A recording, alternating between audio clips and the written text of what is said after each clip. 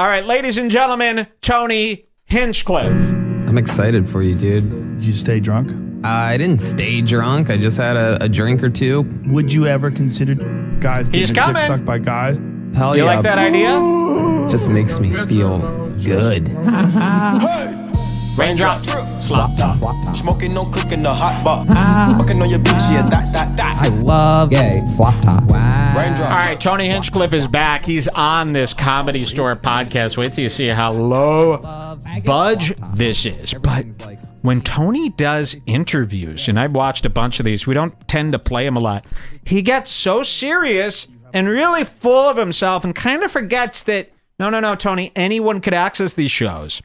You know, so he'll get caught up just like Denny, Josh Denny, where he's talking to the host and the host doesn't know everything that we know, and these fools almost forget that the world is watching and you can't just pretend and rewrite history. So when Tony's doing these podcasts, he's like, oh yeah, you know, I'm a murderer, I'm a killer, and he forgets that, like, we're all watching too. So when you're being full of yourself, like this clip I'm gonna show, it's vomit inducing, you know? So we got to hammer him for what you're about to see. And check this out. You're really going to like this. It's Tony Hinchcliffe explains his Kobe joke. His Kobe Bryant. You heard of this? You know, Ari Shaffir had a killer Kobe joke. And Tony Hinchcliffe goes, oh, yeah, I made a Kobe joke too. Is it queued up, Jules? Yeah, it should be. 15:15. Wait till you see this podcast.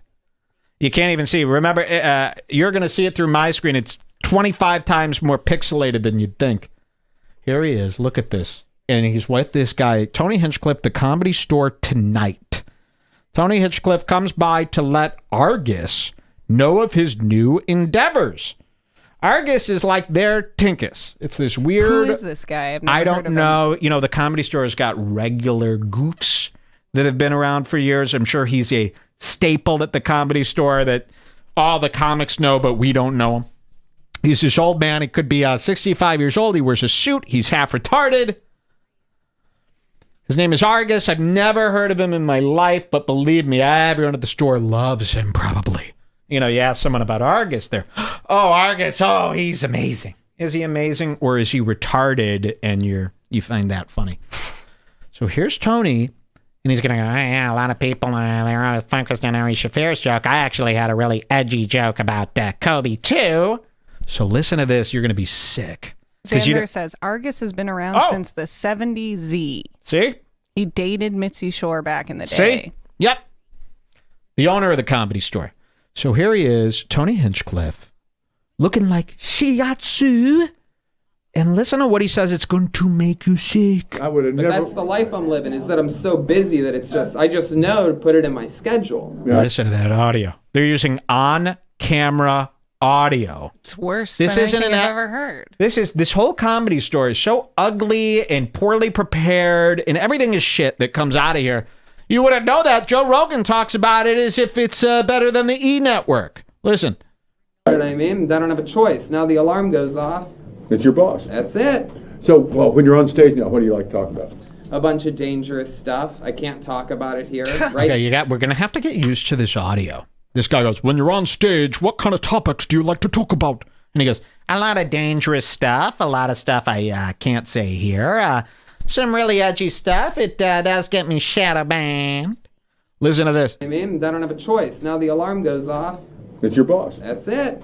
So, well, when you're on stage now, what do you like to talk about? A bunch of dangerous stuff. I can't talk about it here. Right now I'm talking about how I have death threats on me, which is true. I made a Kobe Bryant joke. Wow, right now on stage, I'm talking about how I have death threats on me. I made a Kobe Bryant joke. Oh, you have death threats. Okay. It's a shame that you've never shown them.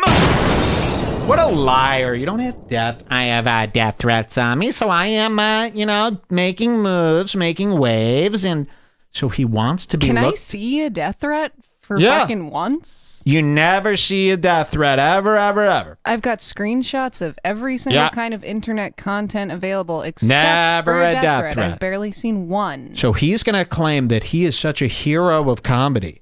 He's really pushing boundaries That, you know what, I'm even taking death threats. I'm taking one for the team. I'm taking one for humanity. And I'm allowing myself to be a victim, you know, to push through and save comedy. This is what he wants you to believe. Listen to what he got the death threat for. About how I have death threats on me, which is true. I made a Kobe Bryant joke a couple of weeks ago when he passed away. Like, as he was maybe still passing away, I had the first Kobe Bryant joke. Yeah. Like, I don't even think the helicopter crashed yet, and I was already writing it. Yeah. And I had the first Kobe Bryant joke. Do you hear how even just talking about yourself in this manner without making a joke out of it is, you know, I was already writing it's revolting. You can't talk about yourself like this, Tony. Can't anyone interject but me? like, I don't even think the helicopter crashed yet. Listen. And I was already writing it. Yeah. And anyway, so I tweeted it on social media as soon as the news was breaking. And it was a cute joke. All I said was, Kobe passing, this can't be true. Which is a joke about, it's a joke about how he was a ball hog. Yeah, exactly. A lot of people that Wow, and followed by a comedy explanation as if he's so smart that it needs to be explained to the people. And it's a joke about how he was a ball hog. Oh, we get it. We didn't care. And we moved right on. Nobody gave up. But wait, it's probably because he hasn't explained it enough. Maybe you should let him explain maybe. it more. Oh, let's which see. he does do. Wow, let's find out. and it was a cute joke. All I said was, Kobe passing, this can't be true. Which is a joke about, it's a joke about Shut up! I need to explain it. He's mad that they're laughing. Brandon Mueller says this joke was already made. Literally, it was in a cartoon, word for word. Now, what cartoon? It's a little vague. It was in a cartoon. I feel like I saw people posting about how there was some cartoon that predicted that he was going to die in a helicopter crash, and they made that same joke, but I don't know feel if like I ever watched that. This joke had to have been made before. He makes this joke. Nobody paid attention. So now he wants the credit because Ari got all the credit for being the big bad comedy guy. He doesn't want to get canceled, but he wants to be like, I'm actually as edgy as Ari, so I'm taking the same risks. Let's see. passing, this can't be true. Which is a joke about, it's a joke about how he was a ball hog. Yeah, exactly. A lot of people I that love this. A guy in our chat goes, I've seen every cartoon. There was never a Kobe joke like that. Very funny. That's Same. bad, That's though. how I was We thinking, want too. there to be a joke like that. Of course, but that guy's funny. I don't even think he's seen every cartoon, to be honest. See, but very funny. That's something I would say. It was a hack joke my pops told me before I even saw this tweet. Someone says, yeah, that is a hack, easy breezy. The only reason you wouldn't see this is because most people don't make fun of the damned, the dead. But believe me, if they did make fun of the damned, it would be everywhere. Let's hear more. know sports don't get it, which was actually part of my point. I'm like, if I word it this way, Kobe passing, question mark, this can't be true. The sports fans, you'll like this, right? Wow. It's only on Twitter. So I go, the sports fans... Wait, what you're seeing right now, and I'm going to back this up and play it. Back it up and play it again! What you're seeing right now is actually happening. He's going into a second round of explaining the joke. So see, now the sports fans could be like, it's a simple passing joke. And the edgelords could go, whoa, it's a passing joke. So I'm hitting both markets at the same time. Most people could never think to do something like this. Listen to this. Point. I'm like, if I word it this way, Kobe passing, question mark, this can't be true. The sports fans, you'll like this, right? Because it's only on Twitter. So I go, the sports fans will love it because they'll get it. Kobe passing, this can't be true. He'd always shoot the last shot, whatever. And the people that aren't sports fans will just think that I'm shocked, right? Kobe passing, this can't be true, like that, right? So that I figured they would all see two different things. Wow, and he's the sports fans only. You got to be a sports fan to understand this one. And if you're not a sports fan, you'd go, oh, he's shocked at the passing. That's not only crude, he needs to be what's called incarcerated. And then on death row, and then eventually chaired. I'm giving him a full chair.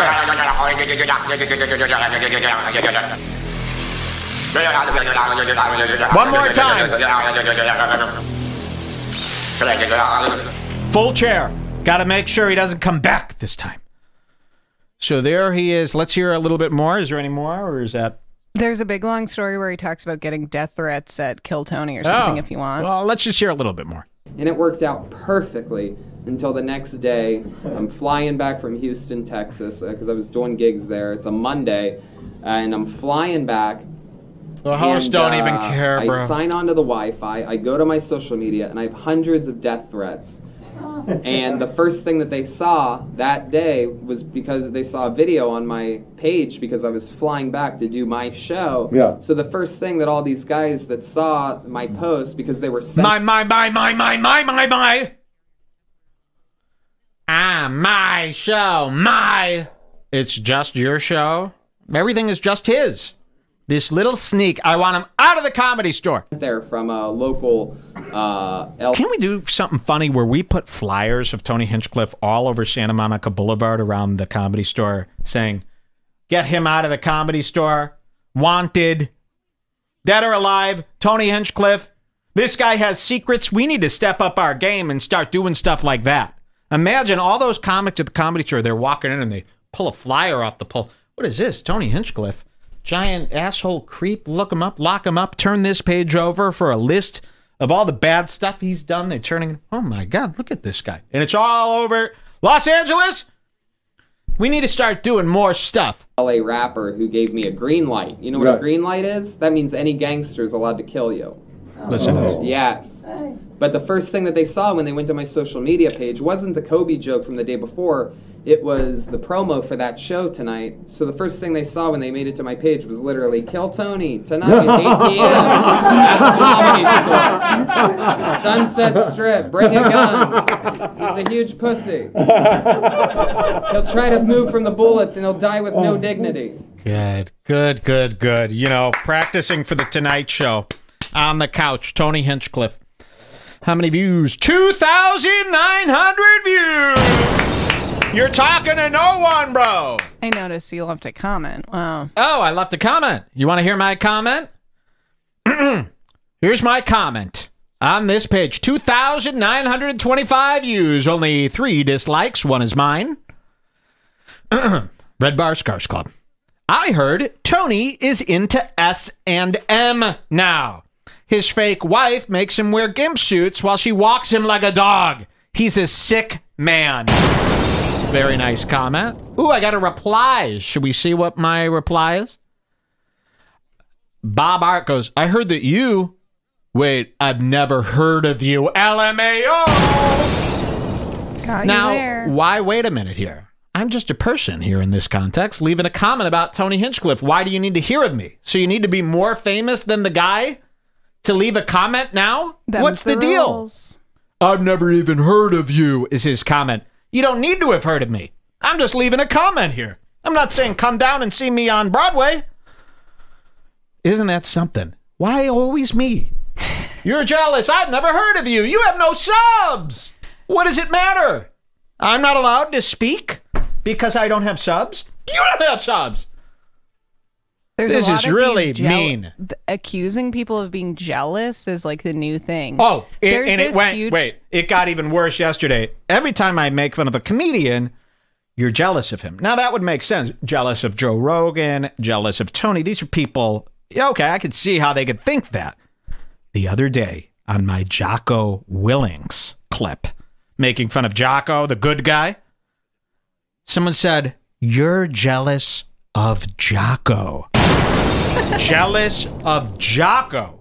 I mean, that, to me, that's over the line. I want to be a troop.